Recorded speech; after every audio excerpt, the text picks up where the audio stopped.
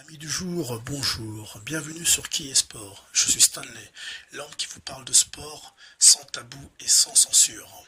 Je suis très heureux d'être parmi vous car nous avons un week-end chargé en sport.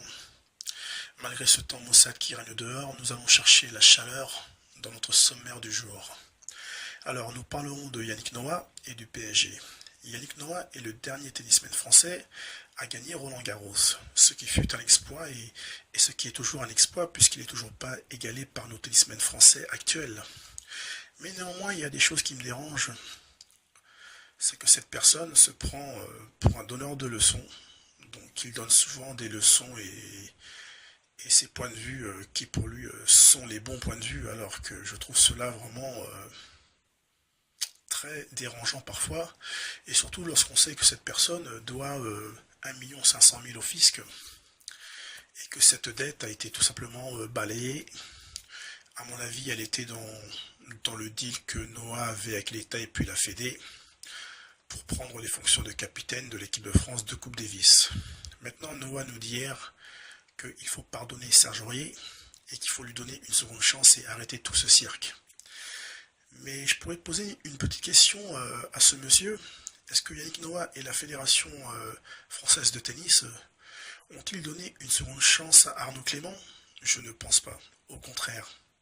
Ce dernier a été balayé d'un bon coup de revers et mis dans les oubliettes et basta. Maintenant, je pense qu'avant de donner des leçons, il faut d'abord balayer devant sa porte. Et c'est le mieux. Ça, c'est le conseil du jour. Nous allons parler du PSG. Le PSG a un objectif précis, celui de gagner la Ligue des Champions. Et pour gagner une Ligue des Champions, il faut avoir une équipe équilibrée, une équipe homogène. Et actuellement, le PSG ne l'a pas puisqu'une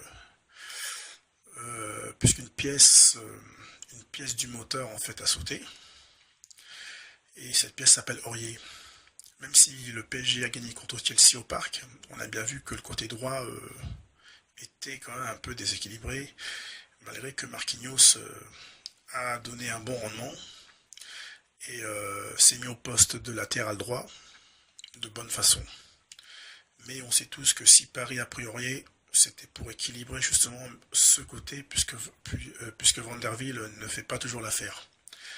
Maintenant, je pense que Aurier sera pardonné plus vite qu'on ne le pense, puisqu'il y a un objectif principal qui est de mettre Paris au sommet, de mettre la Tour Eiffel dans les étoiles, donc in the start, you know.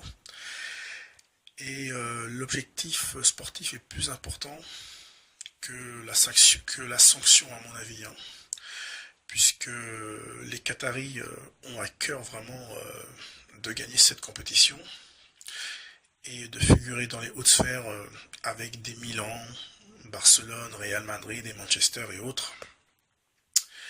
Je pense que c'est bien parti, puisque le PSG a une avance conséquente en championnat, et je pense qu'il est déjà champion de France. Je pense que Aurier aura une troisième chance, mais par contre, si cette troisième chance, s'il la brûle, s'il la mange, c'est qu'il doit avoir un réel problème, il doit avoir un souci, le garçon.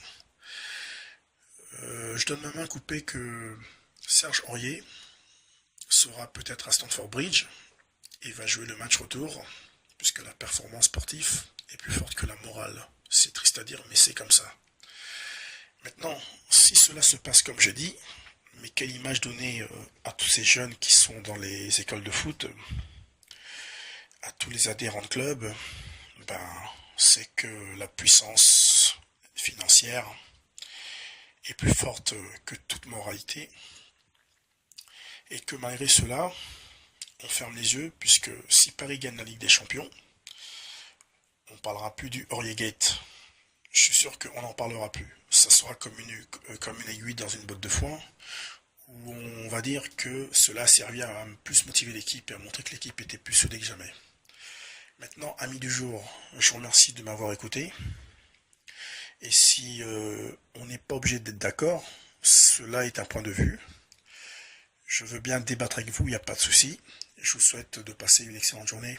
Au revoir, c'était Stanley.